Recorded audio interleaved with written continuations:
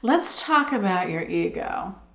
What it is, what it isn't, and what to do about it.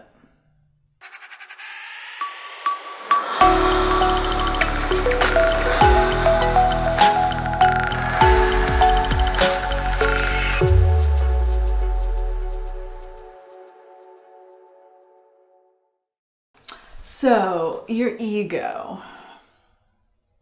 I was inspired to talk about this because a friend of mine, Amy, her name is, she commented in my last video about the ego and how to, it can be tough sometimes to break through certain obstacles or limitations because the ego's voice is so loud. So I thought I would talk a little bit about it because I think it's really important that in order to transcend anything, we have to first become aware of what it is. And the ego really is that part of us that is the lower part of us. It's a creation from fear. It's the aspect of our personality, it's the lower aspects of ourself that were created, in childhood as our personality was forming in those young years. It's that part of us that wants to control everything. And why does anything ever or anyone ever want to control something? It's because they feel out of control within themselves. And, when you're learning about the ego, if you took any psychology classes on your journey, it almost sounds like it's something separate from us. But I like to come from the perspective that everything is a creation of ours. Regardless of whether we were influenced by, things outside of us that helped us create our personality and create our ego, it doesn't really matter because if we took it on, if we agreed to it, it's now a part of us.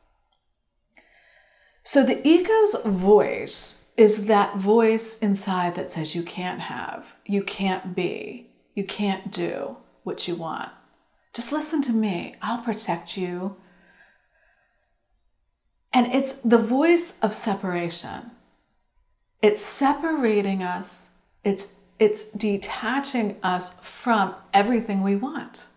It's detaching us from who we really are, which is a powerful creator. It almost tells us that there's two powers, right? There's a power outside of us, and then there's a power within us. But the truth is, there's only one power, and it's loving us. And if you feel the ego roaring up, it's that part of us that we're denying our love. We're denying our desire. Your ego wants to separate you from the God part of us, the source, the infinite intelligence that wants to flow through us, to express itself through us. And how other can it express other than through what we want, through our desires? Desire means at its root of the sire. It's meant to be manifested by us. So the ego, in order to transcend it, we have to learn to stop fighting it. To stop thinking it's the monster under our bed coming to get us.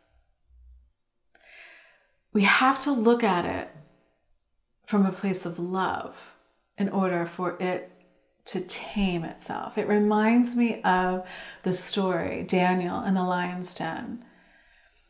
He was in the den with all the lions because the intention of the bad guys, or let's say the ego, was to control him, was to punish him.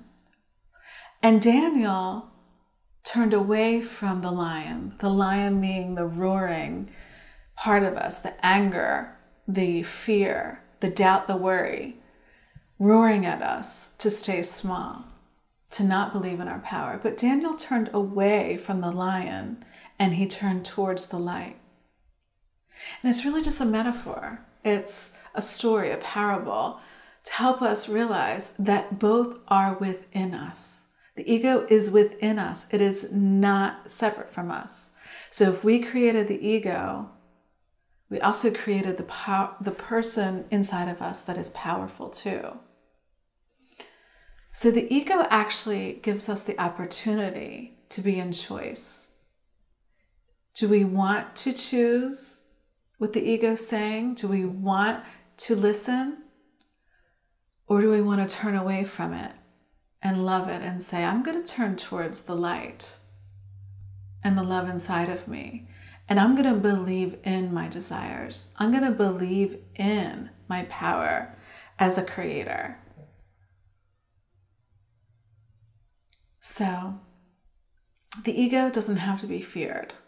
The ego just wants to be loved. And I guarantee you, if you send it light and love, you will tame it, just like Daniel did in the lion's den. Turn away from the ego. Don't fight it. Embrace it. Give it a hug.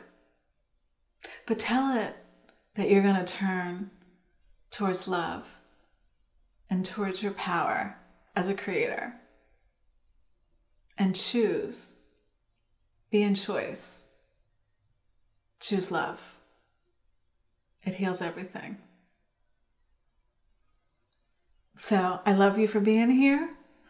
Thank you for sharing, liking, and subscribing to my channel. I really appreciate it.